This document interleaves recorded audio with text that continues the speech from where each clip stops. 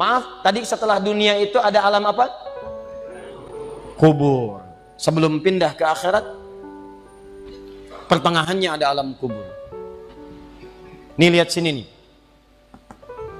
Kalau orang sudah selesai di alam ini, maka Allah wafatkan. Kullu nafsin dha'iqatul maut. Setiap yang punya jiwa akan kedatangan maut. Siapa yang bawa maut? Namanya malakul maut. Kalau malakul maut sudah bawa maut, maka dia mulai mewafatkan sampai meninggalkan dunia ini. Apa dalilnya Ustaz? Quran surah 32 ayat yang ke-11, paling kanan sebelah bawah. Qul yatawaffakum malakul mautil ladzi wukkila bikum. Kata Allah, katakan Muhammad kepada semua umatmu, setiap yang punya nyawa itu akan diutus malakul maut untuk mencabut nyawanya. Datang maut, makanya orang yang belum meninggal, yang belum dicabut, namanya disebut oleh Al-Quran dengan nama mayitun. Nih, ada ya-nya, ada taknya. Ya-nya ada tasdidnya begini. Mayit. Kalau ada tasdid berarti artinya CM, calon meninggal.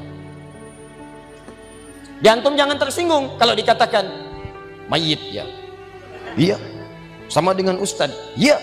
Innaka mayyitun wa innakum mayyitun. Engkau mayit, mereka pun mayit. Engkau akan wafat, mereka pun wafat. Cuman Allah membedakan waktu-waktu wafatnya. Barangkali tidak sama semuanya. Bisa antum duluan, saya belakangan, mungkin. Atau mungkin juga ditukar, jangan salah, bisa ditukar. Saya belakangan, antum duluan, bisa. Gak ada bedanya Ustadz. Ya sudah, saya duluan, bisa setelah antum. Nah, dipakai tasdid. Kalau datang maut, maut datang. Maut lewat malakul maut. Maut ini mengambil nafas, diambil tasdidnya nih, ambil ke atas. Begitu diambil, qul yatawaffakum malakul mautil ladzi wukkila bikum. Kullu nafsin dha'iqatul. Ya ayyatuhan nafsul mutmainnah, sesuatu yang tenang. Dalam bahasa Arab disebut dengan sukun. Sukun itu tenang, alamatnya sukun bulat. Ini kalau bulat dalam ilmu loghah, bulat jadinya, hilang tasdidnya. Maka kalau mayit itu artinya nyawanya sudah tidak ada. Mayitun masih ada nyawa, diambil malakul maut jadi mayitun. Nih alam kubur.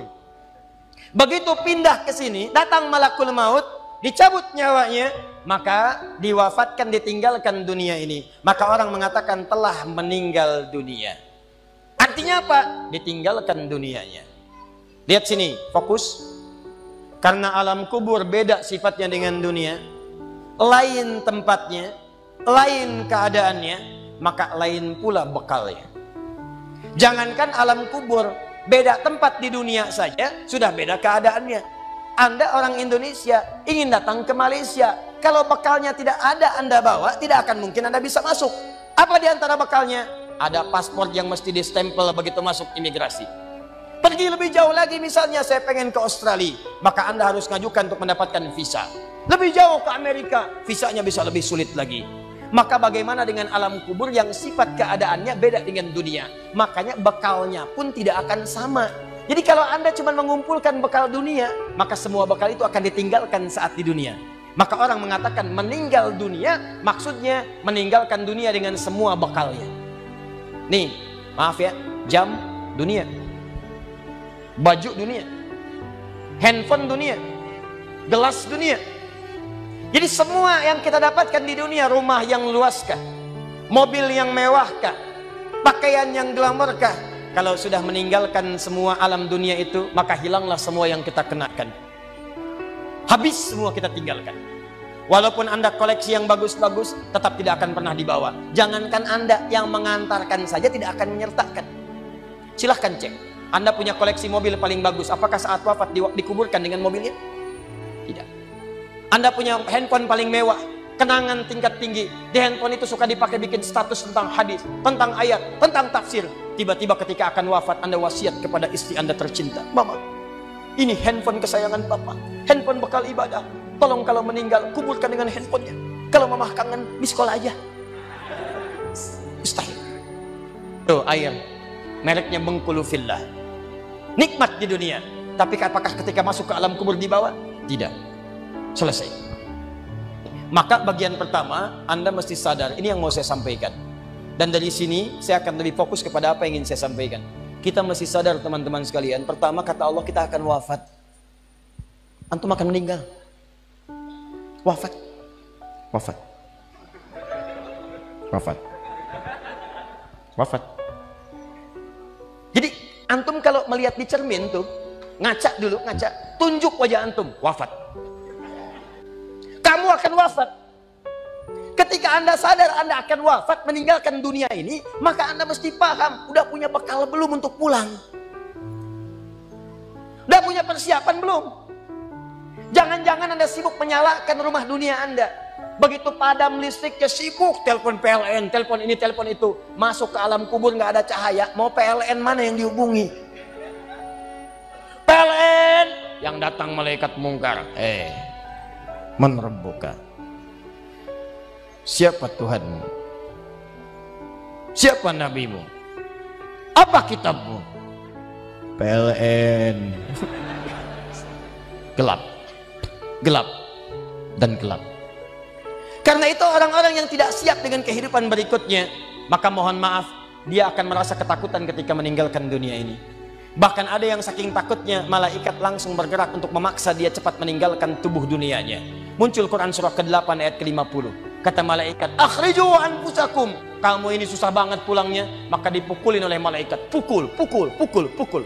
Teman-teman, karena alam kubur itu bekalnya bukan bekal dunia, maka Anda tidak akan pernah bisa membawa cahaya dunia ke alam kubur.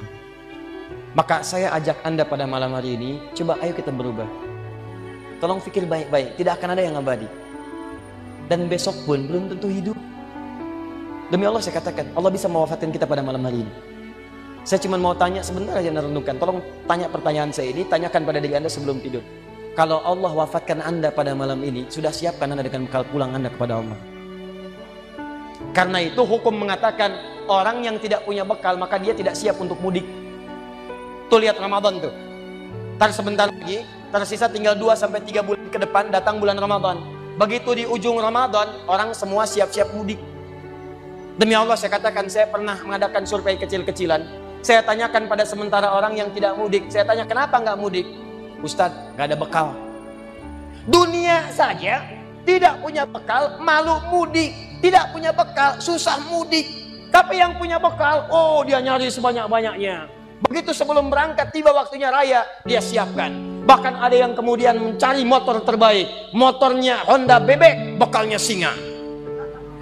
Motornya bebek, bekalnya singa. Karena bekalnya lebih banyak dibandingkan dengan sifat kendaraannya. Kendaraan kecil, motornya modifikasi. Tambah lagi pelepah pisang, tambah lagi dus 1, tambah belakang yang lain lagi. Numpuk semua di belakangnya. Dituliskan kemudian tulisan, aku pulang sayang, jemput ya. Masya Allah. Luar biasa. Kenapa? Karena tahu dia punya bekal untuk pulang. Dan yang dikunjungi pun dihubungi terlebih dahulu. Aku mau pulang. Maka yang di sana menyiapkan segala perlengkapan untuk menyambut yang pulang.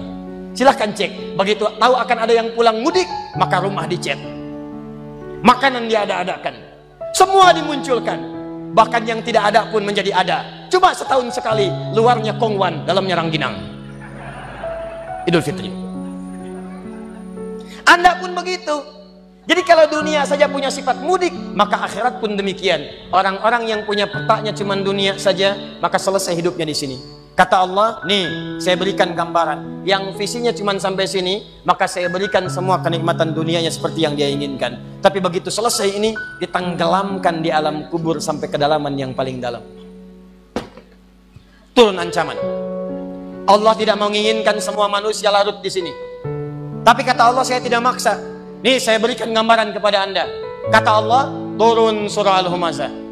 Wailul likulli humazatin alladzi jama'a malahu wa yahsabu anna malahu akhlada. Kata Allah, hei yang terlampau sibuk dengan dunia. Suaminya sibuk cari harta, hitung lagi, hitung lagi, hitung lagi.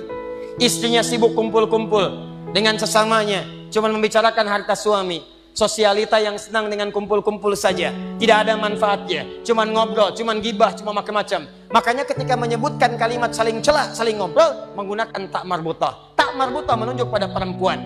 Wailul likulli humazatin lumazah, pakai tak, sedangkan tak sifat menunjuk pada perempuan. Muslim laki-laki, kalau ingin jadikan perempuan tambah tak di ujungnya. Muslimah. Mukmin laki-laki, perempuan mukminah. soim laki-laki. Perempuan, wah itu dia. Sesuatu yang kokoh, kuat, berwibawa, mantap, punya tenaga. Makanya tanda-tanda laki-laki pun beda. Punya kumis, laki-laki berkumis, perempuan tidak. Punya wibawa, punya kata-kata yang kuat. Makanya kalau ada laki-laki suaranya sedikit gemulai saja, itu akan kehilangan sifat wibawa.